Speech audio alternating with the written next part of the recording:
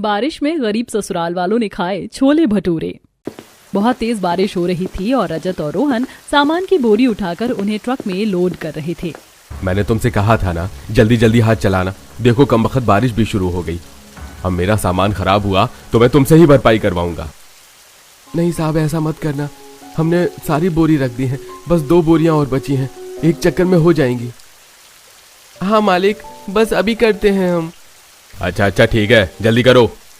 रजत और रोहन दोनों जल्दी से मिलकर बची दोनों बोरियां अपने कंधों पर उठाकर ट्रक में लोड करने के लिए लेकर जा रहे थे। लेकिन तभी कीचड़ में रोहन का पैर फिसल जाता है और वो गिर जाता है। मेरे भाई, क्या हुआ तुम्हें? रजत जल्दी से बोरी रख कर रोहन को देखता है। तुम ठीक तो हो ना? भैया, मुझे चोट लग गई। तभी वहाँ उनका मालिक आता है। हे भगवान, ये क्या हो गया? हाँ मालिक, मेरे भाई को चोट लग गई। अरे मेरी बोरी से सारी सब्जियां बाहर गिरकर खराब हो गईं। क्या तुमसे एक काम भी ढंग से नहीं होता? मैं इसी बात के पैसे देता हूँ क्या तुम्हें? माफ करना मालिक, लेकिन मेरा पैर फिसल गया था, इसलिए ऐसा हुआ। अब मैं तुम्हें तुम्हारे पैसे नहीं दूंगा। तुमने मेरा बहुत बड़ा नुकसान किया है। ऐसा मत कीजिए मालिक, हम सुबह से इतनी मेहनत से इतनी सारी बोरियां ढो रहे हैं, आप हमारे पैसे मत काटिए। क्यों ना काटूं? मुझे नुकसान हुआ है तो पैसे तो काटूंगा ही। 1 रुपया तक नहीं दूंगा आज तुम्हें। ऐसा मत कीजिए, घर पर बच्चे भूखे हैं, हमें उन्हें भी खाना खिलाना है।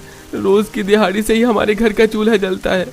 रजत और रोहन के बार बार विनती करने के बाद भी महेंद्र नहीं मानता और आखिर में उन्हें केवल 100 रुपए ही देता है। पैसे लेकर बारिश में दोनों बड़ी मुश्किल से घर की तरफ जा रहे थे। गिरने की वजह से रोहन के पैर में चोट लगी थी और वह लंगड़ा कर चल रहा था। तुझे तो बहुत चोट लगी है, चल डॉक्टर के पास चलते हैं। अरे नहीं भैया, मामूली सी चोट है, इसमें भला डॉक्टर के पास जाने की क्या जरूरत? जरूरत क्यों नहीं है? देख कितना खून बह रहा है। नहीं भैया, डॉक्टर के बिना वजह पैसे ले लेगा। हमारे पास इतने पैसे नहीं है, हमें राशन भी लेना है। आप घर चलिए, मैं घर जाकर इस पर कुछ लगा लूंगा। लेकिन मेरे भाई। कोई बात नहीं भैया, मैं बिल्कुल ठीक हूँ। रोहन रजत की बात को बीच में काटते हुए कहता है और उसे डॉक्टर के पास ले जाने से मना कर देता है। वहीं दूसरी तरफ, हे भगवान, आज फिर से घर में पानी भर गया है। पहले ही छत कम टपक रही थी, जो ऊपर से पानी भी भर गया।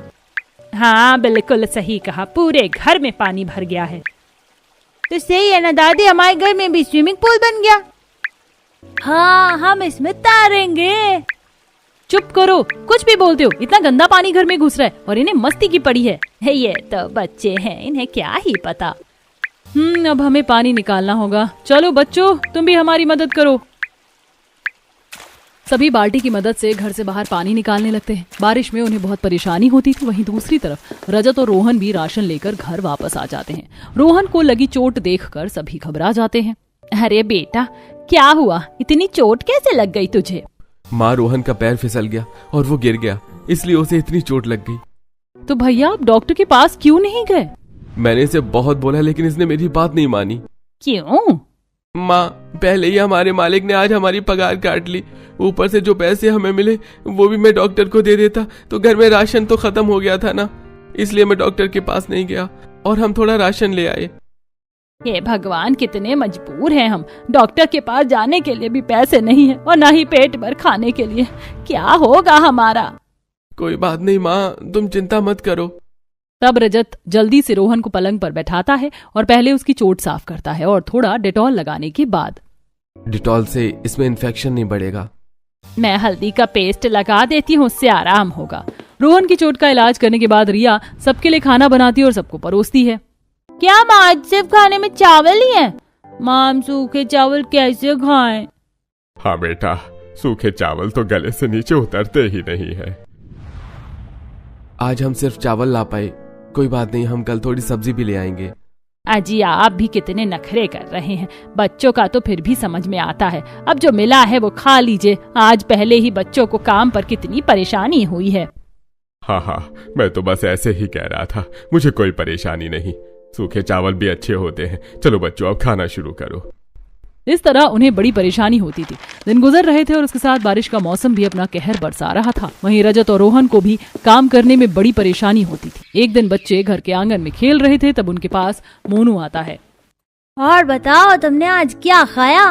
आज हमने दाल चावल खाए थे। मैं जब भी तुमसे पूछता हूँ तब तुम हमेशा दाल चावल का ही नाम लेती हो। क्या तुम्हारे घर पर सिर्फ यही बनता है? क्या तुम कभी कुछ और नहीं खाती? बनता है ना, हमारे घर भी अलग खाना बनता है। हमारे घर रोटी सब्जी भी बनती है। पिंकी की मासूमियत भरी इस बात को सुनकर मोनू फिर से हंसने लगता है। अरे यार, दुनिया में सिर्फ यही खाना नहीं होता, बहुत तरह के खाने होते हैं, जैसे पानी पूरी, नान और भी। अच्छा, तो तुमने आज क्या अलग खाया? मैंने तो आज छोले भटूरे खाए हैं। क्या कहा? छोले भटूरे? अरे भटूरे नहीं, भटूरे होते, भटूरे। भटूरे? हाँ भाई, हाँ भटूरे। ये क्या होते? मैंने तो आज से पहले कभी इनका नाम भी नहीं सुना। क्या कहा तुमने? कभी भटूरे नहीं खाए? नहीं, मैंने कभी भटूरे नहीं खाए। कैसे होते हैं ये? अरे बहुत टेस्टी होते हैं, इन्हें खाकर तो मजा आ जाता है। इनके जितना टेस्टी खाना कुछ नहीं होता। तुम भी कभी खाकर देखना, मजा ही आ जाएगा। इतना कहकर मोनू वहाँ से चला जाता है और छोले भटूरों का नाम सुनकर पिंकी और चिंटू के मुंह में पानी आ जाता है। पिंकी, मुझे भी छोले भटूरे खाने हैं। हाँ, मुझे भी खाने। चलो हम भी मम्मी को जाकर बोलते हैं। दोनों बच्चे दौड़ते हुए घर के अंदर जाते हैं। अरे अरे, ऐसे कीचड़ के हाथ पैर लेकर दौड़े कहाँ रहे हो? जाओ पहले हाथ पैर धो लो, बारिश के मौसम में भी बड़ी दिक्कत है। दादी, हम हाथ पैर बाद में धोएंगे, पहले आप हमारी बात सुनिए, हमें बहुत जरूरी बात बतानी है। अच्छा, ऐसी क्या जरूरी बात है? बताओ बच्चों। बुआ, क्या आपने कभी छोले भटूरे खाए हैं? क्या छोले भटूरे? अचानक से तुम्हें छोले भटूरे कहाँ से याद आ गए? मैंने भी कभी बहुत पहले खाए थे, मुझे तो उनकी याद ही दिला दी तुमने। तब बुआ, कैसे होते हैं छोले भटूरे? आपने हमें नहीं खिलाया, अकेला अकेला खा लिया। बड़े स्वादिष्ट होते हैं, और जब मैंने छोले भटूरे खाए थे तब तुम बहुत छोटे थे, तुम खाना नहीं खा सकते थे। तो अब हमें भी छोले भटूरे खाने, आप हमें भी खिला दीजिए। अब तो हम सब खा सकते हैं। हाँ, हमें भी छोले भटूरे खाने, मेरा बहुत मन है। अरे, अचानक से तुमने छोले भटूरे की जिद कहाँ से पकड़ ली? मोनू ने हमें बताया कि उसकी मम्मी ने आज उसके लिए छोले भटूरे बनाए थे, तो आप भी हमारे लिए छोले भटूरे बना दीजिए। मैं अभी नहीं बना सकती, हमारे पास उतने पैसे नहीं है और ना ही उसका कोई सामान। कोई बात नहीं, आप बाजार से ले आइए, लेकिन हमारे लिए छोले भटूरे बनाइए। हमें भी देखना है छोले भटूरे कैसे होते हैं। हमने तो कभी उन्हें देखा भी नहीं, हमें तो पता भी नहीं कि वो कैसे होते हैं। अच्छा ठीक है, बस करो, मैं बाद में तुम्हारे लिए बना दूंगी। तब तो दोनों बच्चे मान जाते हैं, लेकिन अगले दिन फिर से दोनों छोले भटूरे खाने की जिद करने लगते हैं। मुझे नहीं पता, मुझे छोले भटूरे खाने हैं। मैंने कहा ना, अभी मेरे पास पैसे नहीं है। मुझे भी छोले भटूरे खाने हैं। चुप करो दोनों, अभी जो खाना मिला है वही खा लो। नहीं, मुझे नहीं खाना है खाना, मुझे बस छोले भटूरे खाने और कुछ नहीं। हे भगवान, दोनों इतने जिद्दी कैसे हो गए? अब मैं क्या करूं, मुझे कुछ समझ नहीं आ रहा। बेटा, बच्चों की क्या गलती, रोज रोज ऐसा खाना खाकर तो हम भी पक जाते हैं। अब तो मेरा भी छोले भटूरे खाने का मन कर रहा है, मेरे मुंह में भी पानी आ रहा है। अजी चुप कीजिए, कुछ भी बोलते रहते हैं आप। आपको पता है ना, हम सादा खाना भी कितनी मुश्किल से खा पा रहे हैं। हमारे घर के हालात कैसे हैं, तो हम भला छोले भटूरे कैसे खा सकते हैं? मुझे नहीं पता, मुझे एक बार छोले भटूरे खाने तो खाने हैं। मुझे भी चखना है कि कैसे होते हैं। दोनों बच्चों को गला फाड़ कर रोते देख रिया को भी बहुत बुरा लग रहा था। तब उसे एक आइडिया आता है। ठीक है, तुमने कभी छोले भटूरे नहीं खाए ना, तो मैं तुम्हें छोले भटूरे बनाकर खिलाऊंगी। क्या सच में मम्मी? हाँ, लेकिन पहले तुम अभी खाना खा लो, मैं कल तुम्हें छोले भटूरे बनाकर खिलाऊंगी। ठीक है। पिंकी और चिंटू चुपचाप खाना खा लेते। उसके अगले दिन सुबह, मम्मी, आज तो आप हमारे लिए छोले भटूरे बना रही हो ना? हाँ बेटा, बिल्कुल। ये बात सुनकर पिंकी खुश होकर घर के बाहर खेलने चली जाती है। तब, लेकिन भाभी, हमारे पास तो ना छोले हैं, ना मसाले और ना ही मैदा खरीदने के पैसे, तो आप कैसे छोले भटूरे बनाएंगी? बाकी सब तो मैं देख लूंगी, लेकिन मुझे थोड़े छोले और मसाले तो लाने ही होंगे। एक काम करो, तुम पड़ोस वाली काकी से थोड़े से छोले ले आओ और मैं बाजार से कुछ मसाले लेकर आती हूँ। नेहा पड़ोस वाली काकी के घर जाती है। अरे नेहा बेटा, कैसे आना हुआ? काकी, क्या आप हमें थोड़े छोले उधार दे सकती हैं? बच्चों ने छोले भटूरे खाने की जिद पकड़ी है और आप तो जानती हैं हमारे हालात कैसे हैं। हाँ बेटा, रुको, मैं अभी लेकर आती हूँ। विमला अंदर आती है और छोले लाकर नेहा को देती है। आपका बहुत बहुत शुक्रिया काकी। कोई बात नहीं बेटा। इधर नेहा छोले मांग कर लाती है और वहीं दूसरी तरफ रिया ने कुछ पैसे जोड़े थे, उनकी मदद से वो मसाले लेकर आती है। और घर आने के बाद, मैं जब तक छोले की सब्जी तैयार करती हूँ तब तक तुम आटा गूंथो। आटा? लेकिन भाभी, आटे के भटूरे नहीं बनते हैं। हाँ लेकिन पूरियां तो बनती है ना। अब बच्चों को क्या ही पता कि भटूरे कैसे होते हैं। कम से कम पूरी बनाकर खिला दूंगी तो उनकी संतुष्टि हो जाएगी। भाभी मानना पड़ेगा, आपने भी कमाल आइडिया निकाला है। उसके बाद रिया छोले की सब्जी तैयार करती है और नेहा आटा तैयार करती है, जिसके बाद रिया गरम गरम पूरियां बनाती है और सबको खाने के लिए बुलाती है। ये आज हम छोले भटूरे खाएंगे। क्या सच में? फिर तो मजा आ जाएगा। रिया सबको खाना परोसती है, जिसे देखकर रमेश के होश उड़ जाते हैं। अरे बेटा, लेकिन ये तो। रमेश आगे कुछ बोल पाता उससे पहले ही रिया उसकी बात काटती है और उसे इशारा करते हुए कहती है, हाँ पापा जी, मैं आपकी बात समझ गई हूँ, लेकिन बच्चों का इतना मन था छोले भटूरे खाने का तो मैंने बना ही दिए। रमेश भी रिया की बात को समझ जाता है और ठीक है बेटा, मैं समझ गया। इस तरह बच्चे भी खुश हो जाते हैं। और कुछ दिन बाद बच्चे बारिश में खेल रहे थे, तभी उनके पास मोनू आता है। और दाल चावल खाने वाले बच्चों, तुम्हें पता है आज मैंने फिर से छोले भटूरे खाए हैं।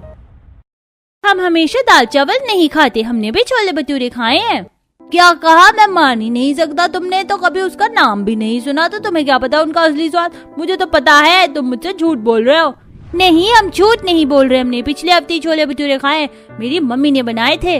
हाँ, बहुत स्वादिष्ट थे, मजा आ गया। मुझे यकीन नहीं है, क्या सबूत है तुम्हारे पास? तुम हमारे घर पर आना, हम तुम्हें भी खिलाएंगे। ठीक है, मैं खुद अपनी आंखों से देखूंगा। कुछ दिन बाद पिंकी और चिंटू फिर से छोले भटूरे खाने की जिद करते हैं, क्योंकि उन्हें अपने आप को सही साबित जो करना था। बड़ी मुश्किलों के बाद आखिरकार रिया उनकी ये डिमांड पूरी करने के लिए तैयार हो जाती है। ठीक है, मैं आज बना देती हूँ, लेकिन तुम ऐसे बार बार जिद नहीं करोगे। ठीक है मम्मी। रिया फिर से सामान उधार लाती है और उनके लिए पूरी और छोले बनाती है। वहीं पिंकी और चिंटू मोनू को भी अपने घर पर बुला लेते हैं। तब देखो, मेरी मम्मी ने छोले भटूरे बनाए, तुम भी खा लो। मोनू सामने पूरी और छोले देखकर हैरान हो जाता है और जोर जोर से हंसने लगता है। तुम्हारी मम्मी ने तुम्हें उल्लू बनाया? ये कोई छोले भटूरे नहीं है, ये छोले की सब्जी के साथ पूरी है। वही मैं सोचूं कि तुम कभी छोले भटूरे कैसे खा सकते हो, तुम्हें कभी छोले भटूरे खाने को नहीं मिलेंगे। इतना कहकर मोनू हंसते हुए वहाँ से भाग जाता है और बेचारी पिंकी और चिंटू का दिल टूट जाता है। आपने हमें उल्लू क्यों बनाया? हाँ, आपने हमारे साथ अच्छा नहीं किया। दोनों बच्चे फूट फूट कर रोने लगते हैं। मुझे माफ कर दो बच्चों, मैंने तुम्हारे भले के लिए ऐसा किया था। हे भगवान, अब मैं क्या करूं, इन्हें कैसे समझाऊं। रिया उन्हें चुप करवाने की कोशिश करती है, लेकिन वो चुप नहीं होते। भाभी, ये ऐसे चुप नहीं होंगे, इनका दिल बुरी तरह टूटा है। अब तो इन्हें एक बार छोले भटूरे खिलाना ही होगा। शाम को रजत और रोहन जब काम पर से घर वापस आते हैं, तब रिया उन्हें सारी बात बताती है। अजी, अब आप ही कुछ कीजिए, बच्चों को भटूरे खिलाइए। मैं इन्हें अभी ढाबे पर लेकर जाता हूँ। चलो बच्चों, हम छोले भटूरे खाने चलते हैं। क्या सच में? चलो पापा, चलते हैं। रजत उन्हें एक ढाबे पर लेकर जाता है, लेकिन जब वहां जाकर उसे छोले भटूरे का दाम पता चलता है। अरे, ये तो 100 रुपए की प्लेट है, ये तो बहुत महंगी है। मेरे पास तो सिर्फ 20 रुपए हैं। वहां ढाबे पर सभी छोले भटूरे खा रहे थे और पिंकी और चिंटू उनको छोले भटूरे खाता हुआ देख रहे थे, जिससे उनके मुंह में पानी आने लगा। और पापा चलो ना, मेरे भटूरे ले लो। हाँ पापा, ले लो। दोनों बच्चे मासूमियत से रजत को देख रहे थे, लेकिन रजत करता भी क्या। बच्चों, अभी मेरे पास पैसे नहीं है, हमें घर वापस चलना होगा। रजत की ये बात सुनते ही दोनों बच्चों का दिल टूट जाता है और उनकी आंखों में आंसू आ जाते हैं। आंखों में आंसू लिए दोनों बच्चे घर वापस आते हैं और बिना खाए पिए ही सो जाते हैं। पता नहीं मैं कैसा पिता हूँ, मैं उनकी खाने की भी एक इच्छा भी पूरी नहीं कर सका। कोई बात नहीं जी, आज हम छोले भटूरे नहीं खिला सके तो क्या हुआ, हम अपने बच्चों को एक बार छोले भटूरे जरूर खिलाएंगे। इस तरह दिन गुजरते हैं। उनकी हालत काफी खराब थी। ऐसे ही एक दिन बहुत तेज बारिश हो रही थी और सभी बाहर आंगन में बैठे थे। ये तो छोले भटूरे की खुशबू है। हाँ, बहुत अच्छी खुशबू आ रही है, लेकिन हमें कभी छोले भटूरे खाने को नहीं मिलेंगे। हाँ, सच कहा बच्चों, बहुत अच्छी खुशबू आ रही है। मेरा भी छोले भटूरे खाने का बहुत मन कर रहा है, मेरे मुंह में तो पानी आ गया। सच कहूँ तो इतने दिनों से छोले भटूरों का नाम सुन सुनकर और आज इतनी अच्छी खुशबू के बाद तो मेरा भी छोले भटूरे खाने का मन करने लगा है। तभी मोनू छोले भटूरे खाते हुए अपनी छत पर आता है और जैसे ही पिंकी और चिंटू उसकी तरफ देखते हैं, तब वह भटूरा खाते हुए उन्हें चिढ़ाता है। देखो देखो, मैं असली छोले भटूरे खा रहा हूँ, तुम तो नकली छोले भटूरे खाते हो। ऐसे मजाक उड़ाकर मोनू वहाँ से चला जाता है। लगता है हमें कभी छोले भटूरे खाने को नहीं मिलेंगे। सही कहा, क्या हम कभी असली छोले भटूरे खा पाएंगे? दोनों बच्चों को उदास देख रिया का कलेजा कांप जाता है। अगले दिन रजत खुश होकर आता है। चलो बच्चों, आज मैं तुम्हें सच में छोले भटूरे खिलाऊंगा। नहीं, हमें कहीं नहीं जाना। उस दिन भी हमने दूसरों को खाते हुए देखा तो खुद नहीं खा पाए थे। हाँ, उस दिन भी आपने हमें उल्लू बनाया था। नहीं बच्चों, मुझे पता चला है थोड़ी दूरी पर यहाँ एक साप्ताहिक बाजार लगता है जहाँ पर सस्ते छोले भटूरे मिलते हैं। मैं तुम्हें आज जरूर खिलाऊंगा। रजत दोनों बच्चों को मनाकर बुधवार को लगे साप्ताहिक बाजार में ले जाता है। वहाँ 20 रुपए की एक छोले भटूरे की प्लेट मिल रही थी। भैया 1 प्लेट छोले भटूरे देना। ठीक है, अभी देता हूँ। उससे छोले भटूरे लेने के बाद रजत पिंकी और चिंटू को छोले भटूरे खिलाता है। छोले भटूरे खाकर दोनों बच्चे बहुत खुश हो जाते हैं। ये तो बहुत स्वादिष्ट है, सच में मजा ही आ गया। हाँ, मुझे भी छोले भटूरे बहुत अच्छे लगे। मैंने आज से पहले इतना स्वादिष्ट खाना कभी नहीं खाया। हाँ बेटा खाओ, जी भर कर खाओ। दोनों बच्चों को इतनी खुशी से छोले भटूरे खाता देख रजत को भी बहुत खुशी होती है। उसके बाद तीनों घर वापस आ जाते हैं। आज तो मजा ही आ गया। हाँ, मुझे भी बहुत अच्छा लगा। दोनों बच्चों को खुश देखकर सभी बहुत खुश थे, लेकिन काश हमें भी छोले भटूरे खाने को मिल जाते। हाँ, मेरा भी छोले भटूरे खाने का बहुत मन है। उनकी ये बात सुनकर रिया को कुछ सूझता है और वो अगले ही दिन बारिश में भीगती हुई एक ढाबे में काम ढूंढती है और उसे बर्तन साफ करने का काम मिल जाता है। काफी दिनों की मेहनत के बाद जब उसे अपनी पगार मिलती है तो वह उससे छोले भटूरे बनाने का सामान लेकर आती है। आप सभी का छोले भटूरे खाने का बड़ा मन था ना, तो आज मैं सच में असली वाले छोले भटूरे बना रही हूँ।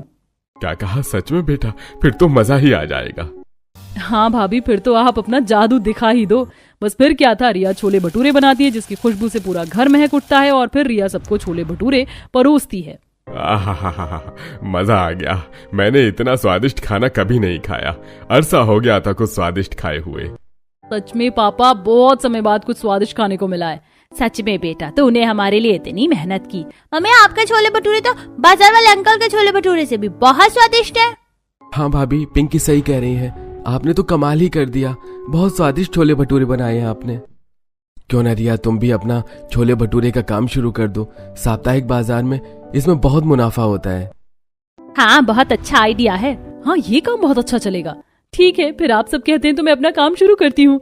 बस बिना कोई देरी किए रिया बारिश में अपना छोले भटूरे का काम शुरू करती है और हर साप्ताहिक बाजार में वह छोले भटूरे बेचने लगी। आइए आइए, छोले भटूरे खाइए, गर्मा गर्म छोले भटूरे, एक बार खाएं बार बार आएं। हल्की हल्की बारिश में उसके पास एक ग्राहक आता है। आप 2 प्लेट छोले भटूरे पैक कर दीजिए। मेरे बच्चों को आपके हाथ के छोले भटूरे बहुत पसंद हैं। जी मैं अभी कर देती हूँ। इस तरह रिया छोले भटूरे का काम शुरू करती है और उसे इसमें मुनाफा भी होने लगा और वह घर पर सबके लिए छोले भटूरे भी बनाने लगी, जिसके बाद अब बारिश में सभी छोले भटूरे का आनंद लेते थे।